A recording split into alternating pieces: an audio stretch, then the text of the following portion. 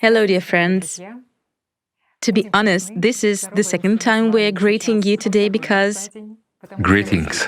because we have just finished recording the video and we were basically reflecting together with our film crew. So new questions appeared. Yes, our friends from the film crew immediately bombarded us with questions. Well, we understand that the question which directly concerns every person worries everyone.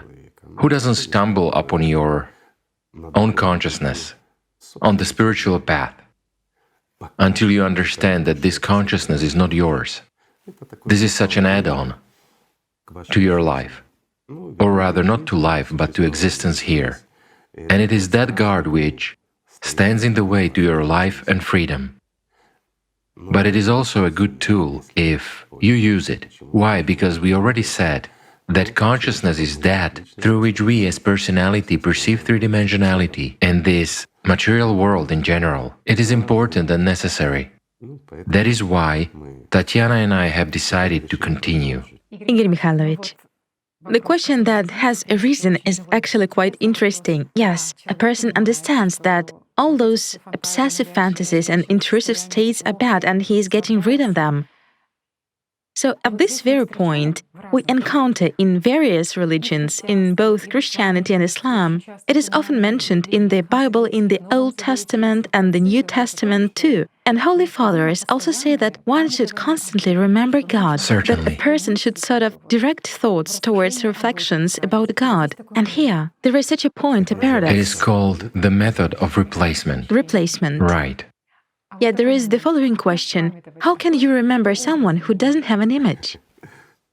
For this very purpose, they created an image in Christianity. Although Jesus was precisely against images, he was aware of what it leads to. As for the Prophet, he tabooed any images in general. Right. In Islam, it is said that no matter how you envision Allah, Allah is not like that. Friends of mine, let's put it the way it is, okay? Images, any images, should not stand in the spiritual way. Why? Because people cling to them by means of thoughts. Now we have touched upon Islam. It is really a very good religion. Perhaps we will talk more and tell what its advantage is. And the advantage is really great, well, for me personally, for my understanding of this religion. Yet what has happened to it? Have they overcome images in this religion or not? A simple question. Don't people imitate, taking the example of that very prophet and people close to him, his true followers, as an image for themselves? After all, clothes, manners, and many other things, that is, everything they saw visually, they began to pass it on to others. In other words, to form an image in their everyday life. But forgetting the essence at that, that's what is terrible. You see, we impose an image of how to dress, how to look, and what we should do. After all, those are actually images and stereotypes. Meanwhile, we miss the essence of how to gain life. Generally speaking, I said we would talk, but let me ask you a question. If it is interesting, maybe we will expand on it and discuss it with you, friends. Tell me, please, what is the radical difference between Islam and Christianity? Is it a good question? It's a good one. I hope our friends know the answer and will write to us. That's a great interactivity. Yes. And then we'll probably ask you to elaborate on that. If it is interesting for people, we will talk about it. Let me tell you right away, the difference is enormous in the spiritual aspect. I emphasize in the spiritual aspect. And it plays a huge role for the spiritual world and for every follower, a real, true follower who follows the Prophet. Well, Igor Mikhailovich, if we go back, there is the following interesting hadith, again in Islam. They say that a person should occupy himself with thoughts about Allah, perform dua and so on, and that in this way, he can take the side of God, the side of Allah, and He will already protect him. if you do and perform it correctly, then naturally You go over to God's side, the side of Allah Himself, and come under His protection. That's right. How is that perceived by many people? It's when you walk around and repeat a certain set of words in your mind all the time, like a mantra, which becomes so boring to you that you forget about it. Yet you've performed certain rituals you've been told to perform and recite the words you have been told. My friends, let's be honest, I'm addressing Muslims now. But be honest, friends, when you perform namaz, what thoughts do you have in your head?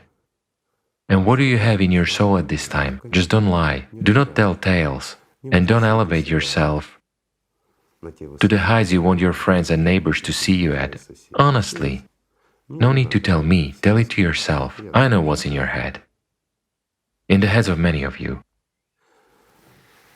And that's the whole phenomenon, you see, that even by repeating the same thing, like a mantra, we don't get rid of shaitan. While in general, it's a practice. It's the same as the practice that was in Christianity, the Jesus prayer. It is identical. While here it is Zika, this very practice. While here it is Zika, right? By performing it, a person attains spiritual freedom. He gains life. It's a long and serious path full of real struggle. That's true. Not everyone succeeds in surmounting it, but nevertheless, it's a good path. Interestingly, it is mentioned that the Prophet Muhammad reached the lotus of the utmost boundary thanks to his passing through the gardens of Zika. You see, and here we touch upon the lotus of the utmost boundary. This is also a very interesting topic, and I think we should dedicate a separate video to it, because if we dwell on it now, we will definitely not talk about the rest, and we won't logically complete our thoughts. Well, I'll put it simply. What the Prophet was doing, he approached the lotus of the utmost boundary. My friends, just to make it clear, since ancient times, two practices have existed. One is the lotus practice and the other one is the circle practice. That's all. These are the fundamental practices which, let's say, through which a very large number of people have gained life and freedom. No one is an exception. And the greatest of people, the Prophet Muhammad, also went through the spiritual practice, and in that very Islam, a lot is mentioned about the practice. Not a prayer or a ritual, but the practice. Yes. Spiritual practice is spiritual practice. It's a practical application of the spiritual skills on the path of evolution, of a human as personality and later on as an angel. So, the utmost boundary of the lotus means a person's transition from a human who intends to gain life to a human who gains life. And here it is clearly said, it was said and told by the Prophet himself, and he clearly mentioned the lotus of the utmost boundary. This indicates that these men performed the corresponding spiritual practice. Why? Because when a person goes and performs the circle practice, it is completely different. Again, if we now encounter... We can at least talk a little bit about Zika. Excuse me, friends, if we now dwell on the circle practice, I understand, interest has arisen, we haven't described it yet. Well, let's do that in the next video. Okay. Otherwise, we will again digress from what we started with, and won't cover either one topic or the other. The lotus practice, we can talk about it forever, is a practice that a person cannot fully master, but it leads exactly to the utmost boundary, meaning to the utmost boundary of a human as a candidate for gaining life. But when a person gains life, this practice continues to infinity. Again, a lot of questions may arise, I understand that, guys. Let's talk about it later. As for the Zikr practice, the most interesting thing, as you've correctly said, is that in Christianity there is the Jesus prayer. Of course. And here is also the mentioning of God's name. How can it be otherwise? Initially, this prayer formula was also uttered out loud, and later on you already go further to perform it without using your tongue. Any practice. I emphasize, because there were similar practices in the past too, right? If we take, for example, Zoroastrianism and other religions, it's the same there. There is nothing new. It's a kind of replacement, attunement and the like, meaning it's a longer process. Let's say it's the same as the circle practice and the same as the Lotus practice. Because the same tools are used during practice. For what purpose? A person should liberate himself, tune himself in some way, should displace everything bad from himself and leave only the name of Allah. He should desire and strive for Allah until love emerges in him. And until this love turns into life. Well, I put it simply. Isn't the Jesus prayer performed in the same way as this practice? It is the same. These are just epithets. The main point is that it should be performed all the time. Of course, Jesus Christ is perceived as God, as the spiritual world, and through him a person goes, let's say, to that very life. In this case, through Allah, right? So, the essence and the meaning is the same. The gaining of eternal life and liberation from the power of Satan over a person, that's the main point. Also very much like that, an assembly of Zika was called an assembly of angels, Right. while an assembly of shaitan is a meeting of idle talkers or idle talking. And a person was choosing So a person Right. must choose and decide in which assembly to be. he wants to participate, yes. This is right. And here, let's say, in Islam, indeed, there are a lot of very subtle, serious tips from practitioners. Igor Mikhailovich, there is such a question if we talk about the idle talk assembly and the like. In this case, we touch upon the issue of to seem but not to be. What is the motive? It is also one of the most terrible sins, isn't It it? is the most terrible sin. By the way, there is a question why such deeds for show are considered to be even a greater sin Than killing an innocent. than killing an innocent person. Just an innocent person, right? Innocent. Okay, friends, that's a serious point too, and many people simply do not understand it. Well, if you kill a person, it's a mortal sin, yes, it's a sin. You have taken someone's life that you cannot bring back. It seems to be the worst thing a person can do. However, he can do something even worse. For example, when a person joins a religion, and all priests should think about that. Today, a person puts on a robe of a priest. He leads a mass of people. It's not just a job. After all, these people, pardon me, do not lay railroad ties or dig wells. They have come to serve the Lord God, hence they themselves must fight for life. They must be an example, a constant example. They themselves must go to God, and then people will follow them. But when they come, as most of our priests do, regardless of religion, in order to have power over people, not just shaitan, but imps also, aspire for the same, just in order not to do anything, not to work physically, to sit on people's necks and tell fairy tales. You know, this is really convenient. You take books, read them, somebody teaches you, you graduate from a verbiage academy, and you tell fairy tales to people without understanding what nonsense you're saying, what you do, and whom you serve. And a mass of people who listen to you follow you. And where do they arrive? To the same place you do, if you are going to hell. This is a terrible sin, and it is really punished in a special way. Well, I believe it is also a subject for a separate video. Why? Because the prophets spoke about it at all times, and many people know it. Have you ever thought why some priests are particularly, I would say, depressed about their future, although they pretend to be pious?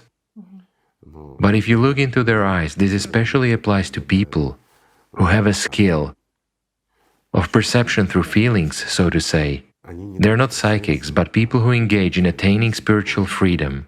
So when you approach some priests, it seems that where you are supposed to see a soulmate, you just see a crucified, unfledged chicken inside that priest, who is already suffering during lifetime. Why?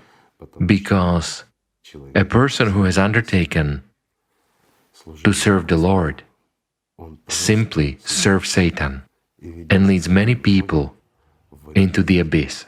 And that's the most terrible sin. This is really so. Unfortunately, this is true. Also, Igor Mikhailovich, when a person doesn't love God, he treats God sort of in a mercenary way. He always uses him and shifts. You know, Tatiana, again, we often hear a phrase, he doesn't love or doesn't respect God. In fact, he doesn't know God. Doesn't know God. It's impossible not to love God.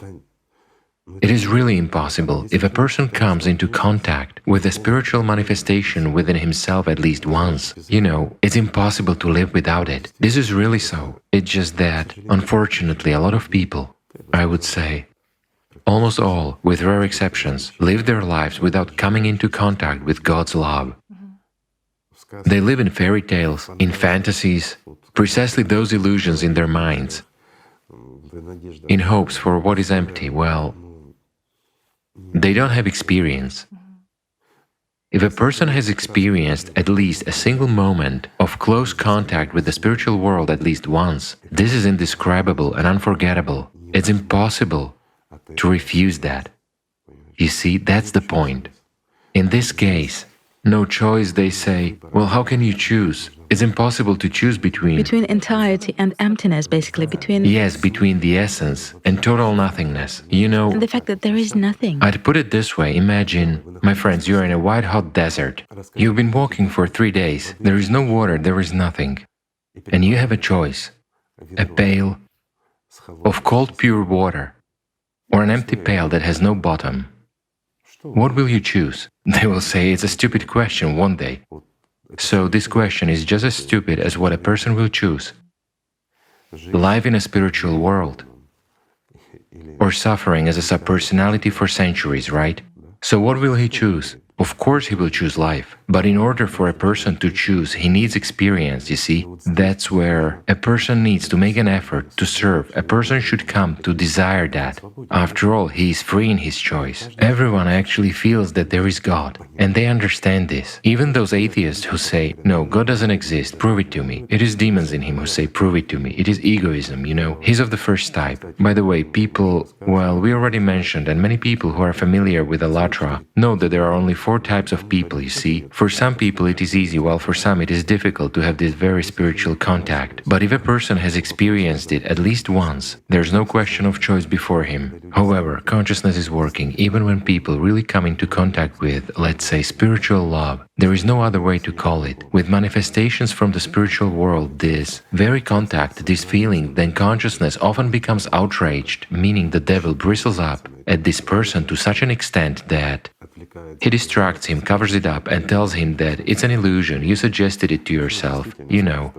Indeed, we discussed with you in the previous videos that there is placebo and nocebo. Consciousness is able to make up anything and create chemical reactions. A person might feel something at the physical level. At the physical level, yes, I agree, my friends. But when you as personality feel not only freedom, freedom from consciousness, freedom from the body and from this inevitably dead, illusory world, and you feel the genuine God's love, it's impossible to confuse it or instill it. Satan is incapable of giving that to a human. Only God can give it. Therefore, even those in whom consciousness erases it, they still strive in their souls. As personalities, they still strive for the spiritual world. The only thing is that, yes, they may have a weak position. It may be hard for them, and here we again come to the 4 types of people, right? How do these types manifest themselves on the spiritual path?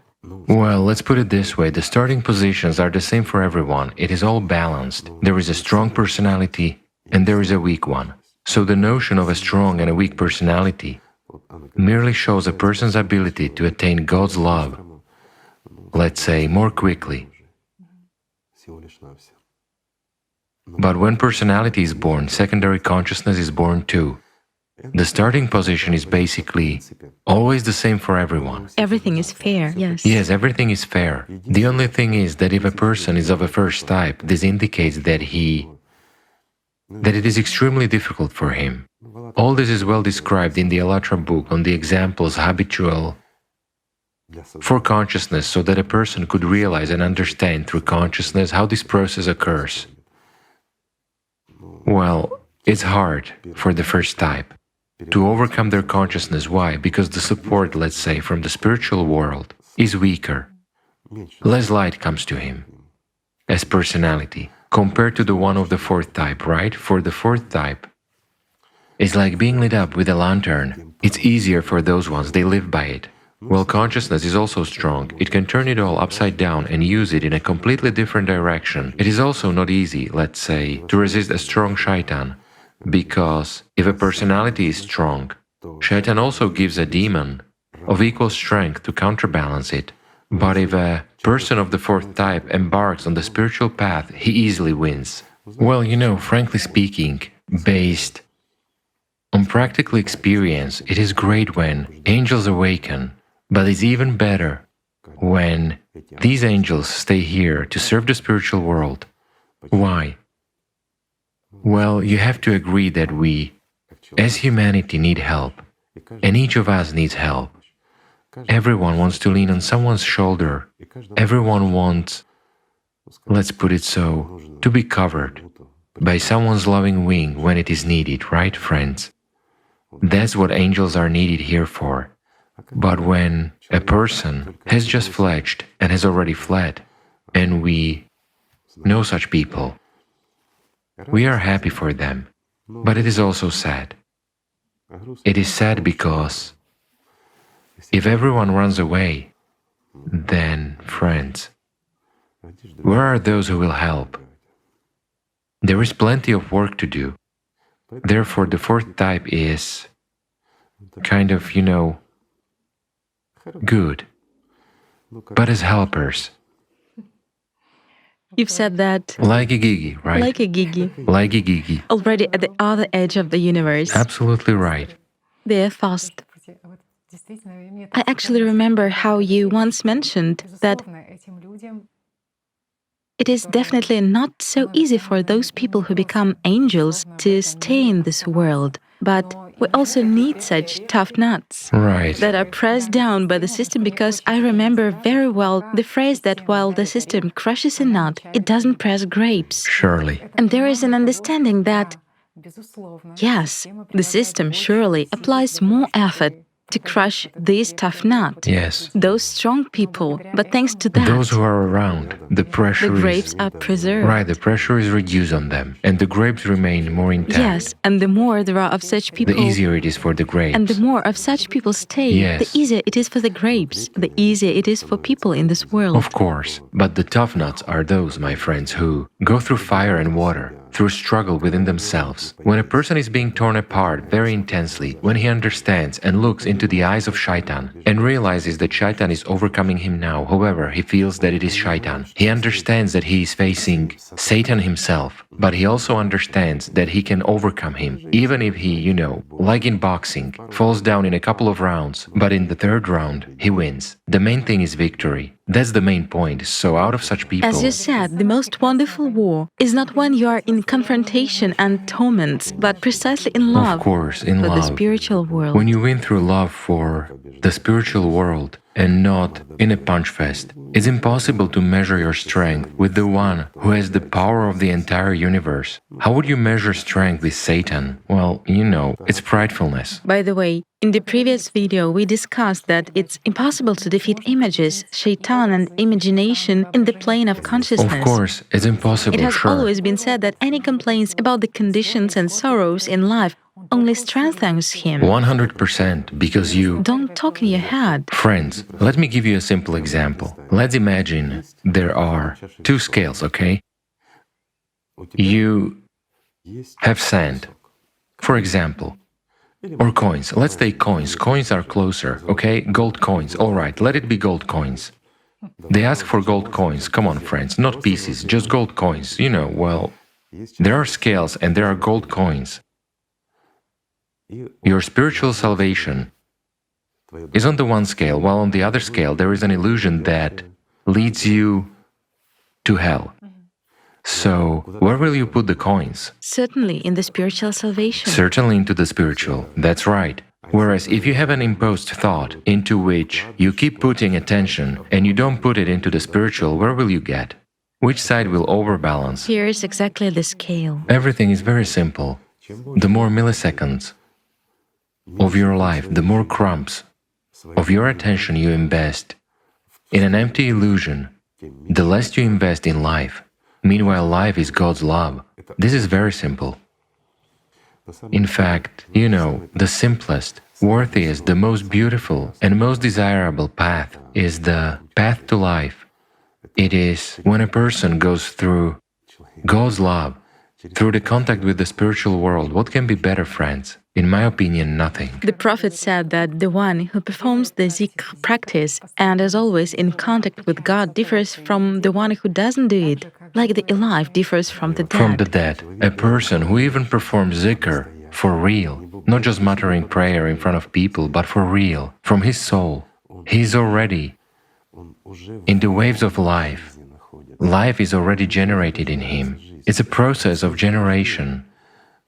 As for the one who lives by substitutions and illusions, self-conceit, regardless of where he goes and what he does, yes, he could visit holy places, get a prefix to his name, but inside he is dead. So who is different? I'll put it simply, a shepherd who is sitting high in the mountains and not communicating with anyone except Allah inside himself, or a man who has erected many temples and walked around Kaaba many times, but inside he is dead. Who is better? Whom does God help? And whom does God protect? And now we again return to the same point that God... How to enter God's territory so that He protects you. Right. And what does it mean, God protects you? Because what does our consumerist consciousness promise? If you're on the spiritual path, God will protect you in all your matters. He will solve all your health problems, all your financial problems, and of course, your love problems, because surely everyone must love you. What else is there on your wish list? Power? Oh, power, right. Maybe some kind of intellectual dominance? Well, in order to have intellectual dominance, you need to study, Well, yes. In this case, it's unlikely. As for power... But to win a debate in thoughts. Yes, that's for sure. Yes, exactly. Winning a debate. God is treated like a genie. He must do all this instead of you. My friends, I'm going to disappoint you. When you really embark on the spiritual path and begin to have a full-fledged contact with the spiritual world, when you send your love and get much more of it in return, that's when Allah begins to protect you against demons inside you. Only when you are resolute, when you are confident, and when you deserve it. But He doesn't deal with your everyday life. God is the Lord of everything. Excuse me, He is God of life. And it's not His job to clean up the mess in the stables. This is an inevitably dead illusion where we exist. So, will God clear out any of your matters here instead of you, or take care of your inevitably dead body? Those who are practitioners, those who really attained spiritual salvation, knew and understood that. They have been talking about it since time immemorial. Isn't that so? Their bodies were sick, and their conditions were so-so, but they were always happy and joyful. If it were as Shaitan tells you, that God owes you and he must fulfill, then all those who have attained spiritual freedom would live in palaces, wouldn't they? And they would be kings. Isn't that so? Well, let's recall Jesus, the King of Kings, right? But how consciousness twisted people. I've recalled a little bit and we have switched to this subject. It's an acute story, Igor Mikhailovich. But it is truthful. Even the entry of Jesus into Jerusalem. Yes. After all, so many people greeted him so solemnly, with such exaltation. As a king. As a king. Yet later on they themselves shouted, "Crucify!" Crucify him, right. 5 days passed and people changed. Have you ever thought why everything changed so drastically? Because they were waiting for him, not as the Son of God, or as a prophet, who would bring them spiritual salvation. They were waiting for him as a genie who would solve all their problems and sweep away all those who oppressed them and put them in power so that they could oppress those who oppressed them. Look how our consciousness works, isn't that so?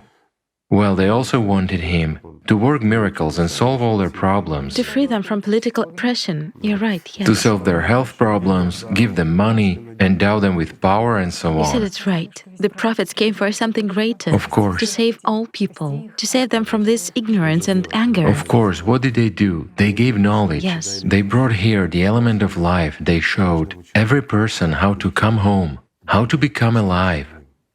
That's the highest value that can be.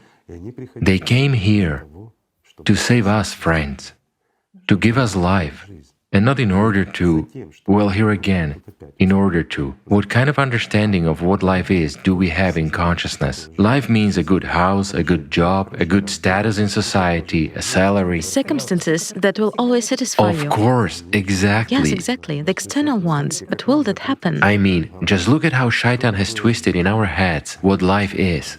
But that's not what life is about. That's the truth. You know, I'm afraid to even touch upon certain topics because Shaitan can easily manipulate this and change your understanding, friends. Although these are very truthful and fair topics, what we consider precious doesn't have any value in comparison to your life, the real life, that life which never ends. That's the point. Indeed, Igor Mikhailovich, it turns out that people are longing for some external conditions to change, but not for themselves to change. And here, you know, I recalled Frankl, an Austrian psychiatrist. This is for our viewers because you certainly know Frankl very well. Here's the story. When he was in a concentration camp, he said that what helped them to overcome despair and how those people who were in a desperate situation was that they took responsibility and changed their attitude towards life. Of course. They understood that what mattered was not what they expected from life, how their circumstances would change. Not something that would happen tomorrow. But what life expected from them at that very second. Absolutely what right. actions it expected, not just some talks or something else. But concrete actions. Right, it means when you... The understanding of the situation itself, if a person pinned his hope on tomorrow, that tomorrow he would be liberated or fed, then tomorrow came very quickly. And his faith crashed, his hope collapsed, and those people died very quickly. Yes. While those who accepted the situation and adhered to their inner beliefs no matter what tomorrow would bring, who did not make plans for tomorrow, but lived today, those ones survived. This is a simple, good example, by the way. Also, you know, Igor Mikhailovich, when you want someone else to change or some external circumstances to change, you want to keep that inner constant. Most likely you aren't changing at that second. Of course you're not. You want the entire world to change, but not you. Yet in order for changes to happen in the entire world, you should change, my friend. Then everything will change. The same applies to the consumerist format and the creative society. Doesn't it? Yes, sure. That's another special topic. I'm sorry, friends, we won't raise it, because in such a case we will have to talk a lot. Or rather not we will, but rather you will have to listen to us for a long time. Meanwhile, we value your time because we love and respect you, friends. So, Tatiana, perhaps, let's postpone all other questions for our next meeting with our friends. Thank you very much for such an interactivity. There are a lot of questions, and all of them are interesting. You know, frankly speaking, it's a pleasure to talk to people and get such a feedback. A feedback, right, realizing that there are those who need this, understanding that this world is not totally hopeless yet. So, if we do not blunder, everything will be fine. Friends, let's just love each other. Thank you for being with us. Thank you very much. And thank you for staying with us. Thank you, friends. And here's a postscript. Thank you, friends, truly, sincerely, from the bottom of my heart. Thank you for helping those who need it.